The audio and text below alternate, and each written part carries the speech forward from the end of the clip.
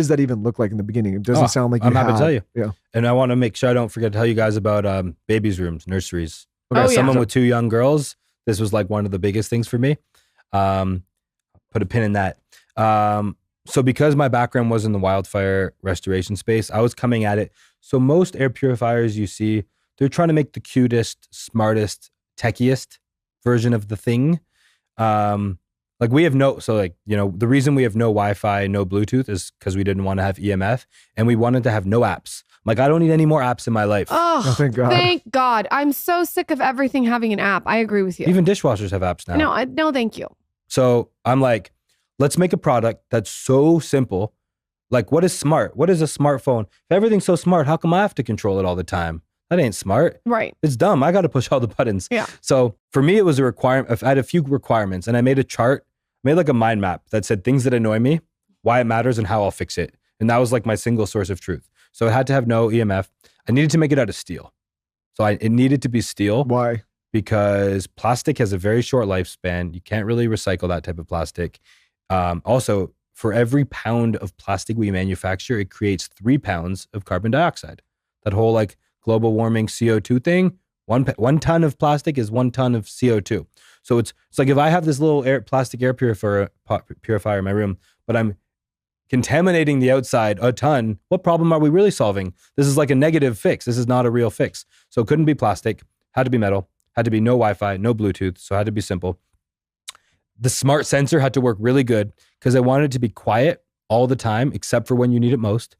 It had to vent upwards, not out the side, which became a big deal during COVID when we mostly only sold to doctors and dentists, was if it vents out the side, it kicks up dust and it aerosolizes particles. If it goes up, it just creates a nice cylindrical pattern. The air goes up into the breathing zone, into the HVAC system. Had to vent up. It had to capture the air 360 degrees because a lot of air purifiers, they take the air in on 1 or 2 sides, which means you literally have to keep it several feet from the wall. So I remember when I got my air doctor for market research, it says, first of all, it says you have to vacuum it every month in the bottom. Like, I'm not vacuuming it every month. So I wanted to I didn't do any market research. I just created the air purifier that I really wanted for myself. So it needed to be 360 because you can shove it in a corner. It doesn't matter where you put it. You can hide it. You can display it. Also, I wanted it to be metal because plastic reflects light and steel absorbs light. So plastic, like it's very shiny and like very stark. I wanted something that would be like functional art, quietly there, just cleaning your air. You never have to touch it. You never have to think about it. Other big thing, it had to be powerful. So I was approaching this from like a wildfire, mold, flood restoration guy who wanted something that was industrial, but beautiful and quiet. Instead of like bottom up, let's make it small and effective. I'm like, let's make this historically ugly industrial commercial thing pretty and quiet, because I saw when Angela turned hers off because it was loud and ugly, I'm like, it has to be effective, has to be quiet, has to be pretty, has to be smart. So I did a 2-year adventure to Beijing and Bangkok and Mexico City and all these cities with horrible air quality.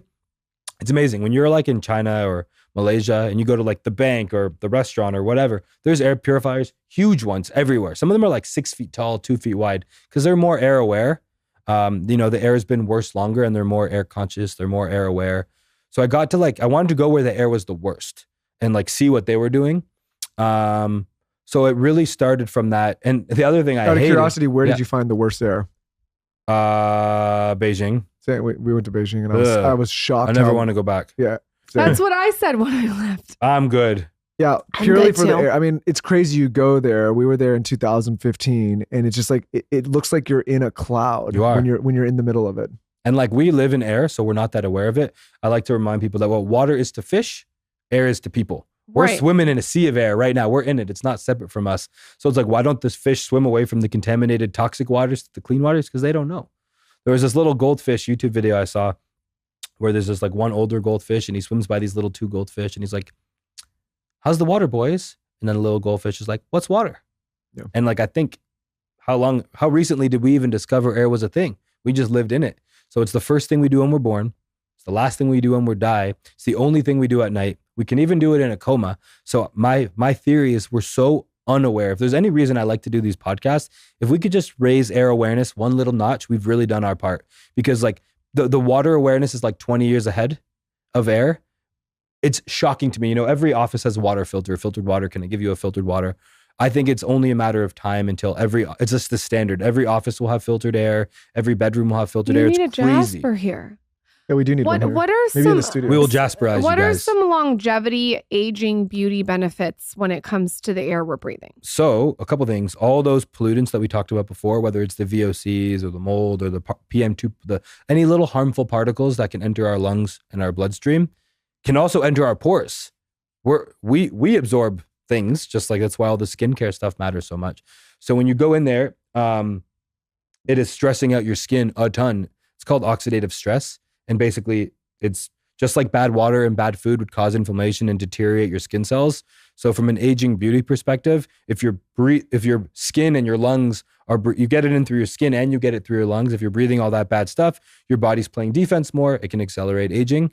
So it's similar to the stuff you already know about clean organic food or filtered water. It's just another way that stressful things get inside of us. We have to talk about babies and kids' rooms. Yeah, we do. There's a lot of mothers and fathers, mainly mothers, who are listening. Talk to us about what we need to know about our kids' rooms when it comes to air. So I remember my kids are 4 and almost 2. I think you guys are at about the same level. Yeah. What does that even look like in the beginning? It doesn't sound like I'm happy to tell you. Yeah. And I want to make sure I don't forget to tell you guys about babies' rooms, nurseries. Okay. As someone with 2 young girls, this was like one of the biggest things for me.